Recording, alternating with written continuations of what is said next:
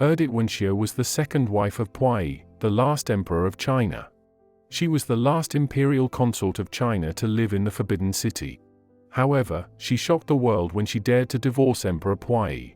Never was there a consort who had divorced an emperor. This event became known as the Consort's Revolution. Erdet Wenxiu became a feminist icon and was a symbol of women's rights in a patriarchal society. When Wenxiu was born in 1909, it didn't look like she would become the next imperial consort of China. Although she was part of a fairly respectable Mongolian clan, her family lived in genteel poverty, and Wenxiu often helped them make an income by selling goods. When she was just 11 years old, the current emperor of China, Puyi, began looking for a bride, and Wenxiu was about to meet her fate. Thanks to her family connections, Wenxiu was on a long list of suitable candidates to marry Puyi. This, however, was an extremely undignified process. The dowagers of Puyi's court controlled the search, showing him photographs of women he had never met and heavily advising on his choices. When Emperor Puyi saw Wenxiu's photograph, he immediately liked it and wanted to make Wenxiu his empress. However, he was met with opposition from the dowager consorts. They wanted Wanrong to be the empress because she was more beautiful and was from a wealthier family. In the end, Emperor Puyi had no choice but to make Wanrong his empress. But the dowager consorts let Wenxiu become his imperial consort. After Wenxiu was chosen as the imperial consort, her family never again lived in poverty. Emperor Puyi gifted them a mansion. Wenxiu dropped out of school and even stopped selling her embroidery pieces. Instead, she spent most of her days learning the rules and etiquette of the Forbidden City. Because Wenxiu was a consort, she had to arrive at the Forbidden City before Empress Wanrong. On the 29th of November, 1922, a grand procession was held for Wenxiu. Many important officials personally escorted her to the Forbidden City. Wenxiu was carried in a golden palanquin. She wore a beaded hairpin in her hair, and her clothes were made of satin and silk. Once she arrived at the palace, she had an audience with Emperor Puyi and gave him 3 kowtows. On the 30th of November, 1922, Wenxiu and Wanrong were married to Emperor Puyi. During her wedding, she wore 2 ceremonial robes. She wore these robes on 3 occasions: her wedding day, Emperor Puyi's birthday, and Chinese New Year's Day. After her wedding, Wenxiu had to kowtow to the empress.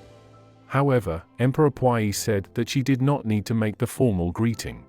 This made Wanrong greatly dislike Wenxiu.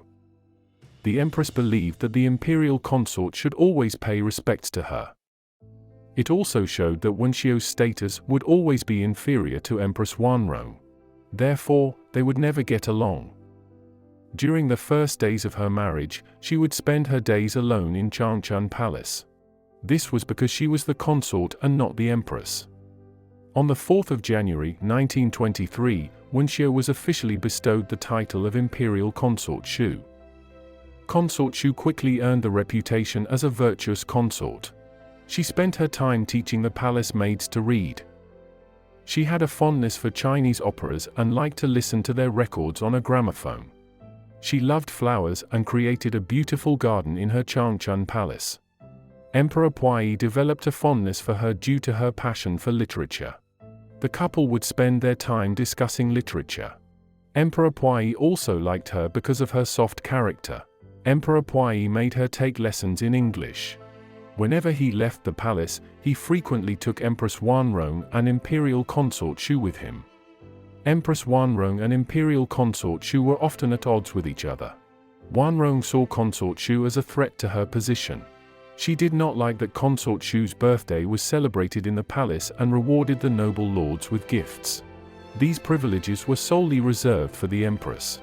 The two began to have intense fights. These fights often caused great distress to Emperor Puyi because he could not tell which wife was in the wrong. Because Empress Wanrong had a higher status, Emperor Puyi began to side with her. He began to spend more time with his empress and rarely visited his consort. As Imperial Consort Shu began to fall from favor with the emperor, the empress began to bully her.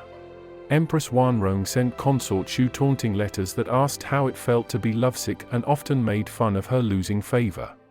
Because Emperor Puyi ignored her, Consort Shu was bullied by her own palace servants.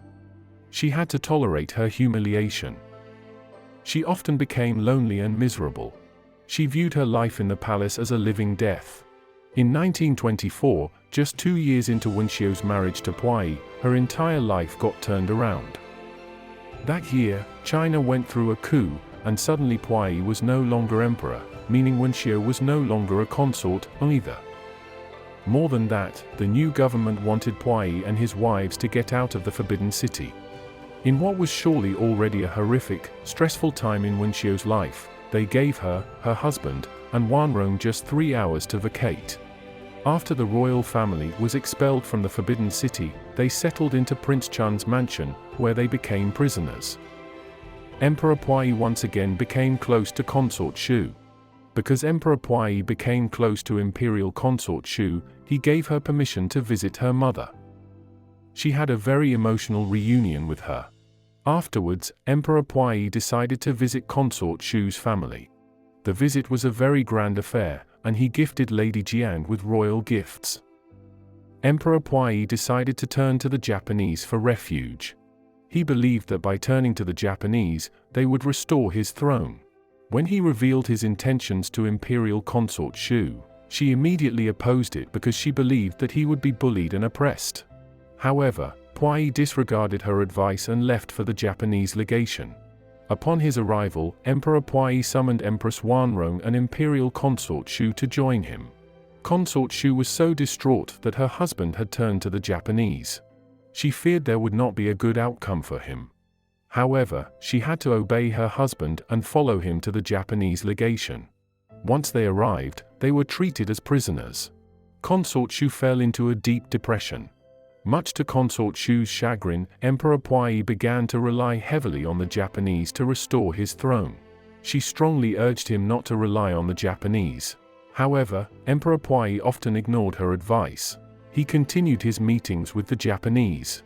On New Year's Day in 1925, Consort Shu publicly protested against Puyi being restored to his throne under Japanese hands. Emperor Puyi was so outraged that Consort Shu dared to oppose him publicly that he took a feather duster and beat her in front of everyone. This was a huge blow to Consort Shu because it was the first time Emperor Puyi had ever beaten her. She did not get comfort from Empress Wanrong.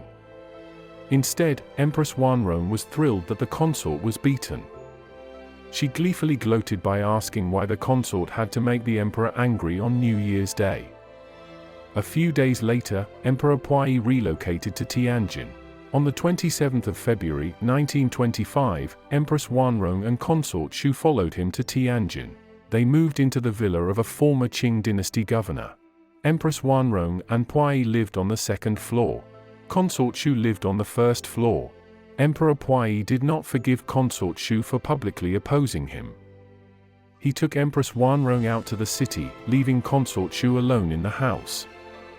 It was only on a few occasions when he was in a pleasant mood that he finally took Consort Shu for a drive.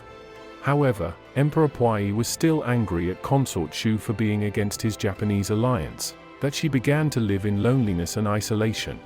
He not only ignored her, but insulted her for not going along with his plans. As a result, Consort Shu spent her time reading and writing poetry. On the 7th of June 1931, Consort Shu finally reached a breaking point. While she was eating in the garden, she accidentally spat while Empress Wanrong was there taking her daily walk. Wanrong was so furious that Consort Shu had spit in her presence. Consort Shu went on her knees and apologized to the empress. However, Empress Wanrong was not sympathetic. She immediately reported it to Emperor Puyi. He was outraged that his consort had very rude manners. Emperor Puyi locked Consort Shu in her room and sent his eunuchs to scold her. Consort Shu said that it was accidental.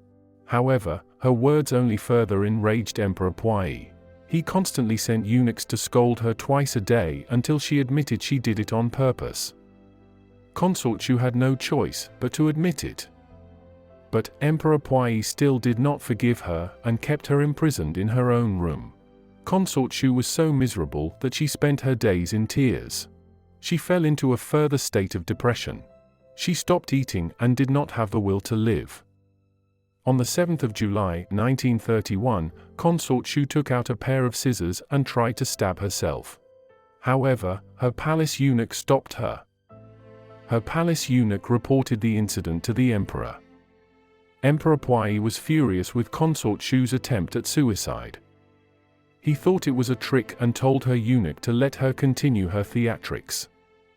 A few days later, Consort Shu took scissors and actually stabbed herself. But the wound was small because the eunuch took the scissors out of her hands before she could seriously injure herself. When Emperor Puyi heard that Imperial Consort Shu had injured herself, he finally realized that her intention to take her own life was serious. He was afraid that she would kill herself soon. He then sent for her sister, Wenshan, to cheer her up. He hoped that Wenshan would dissuade her sister from committing suicide. When Wenshan saw the miserable state that Consort Shu was living in, she was horrified and concerned for her. Wenshan advised her sister to get out of her marriage to Emperor Puyi. She told her that her marriage to the emperor was not worth her life and personal happiness. She also told her that either death or divorce were the only options that lay before her. If Consort Shu wanted to get out of her miserable situation, then she must get a divorce. Consort Shu thought her sister gave her good advice. She decided to leave the emperor behind and pursue her own freedom. Imperial Consort Shu secretly began to make arrangements with Wenshan to flee the emperor. Consort Shu momentarily had Emperor Puyi's favor. Because she strongly urged her husband not to ally himself with the Japanese, Emperor Puyi was angry at her and ignored her. Consort Shu was often neglected and abused by her husband. With the help of her sister, Imperial Consort Shu found the courage to leave the emperor. However, in her time, it was still rare for a woman to divorce her husband, and Imperial Consort Shu planned to divorce the emperor. It would not be an easy feat because Emperor Puyi would try everything he could to prevent the divorce. Yet, Consort Shu's bravery would inspire many women, who also suffered neglect and abuse from their husbands, to get a divorce. Thus, Consort Shu was a champion of women's rights in the People's Republic of China.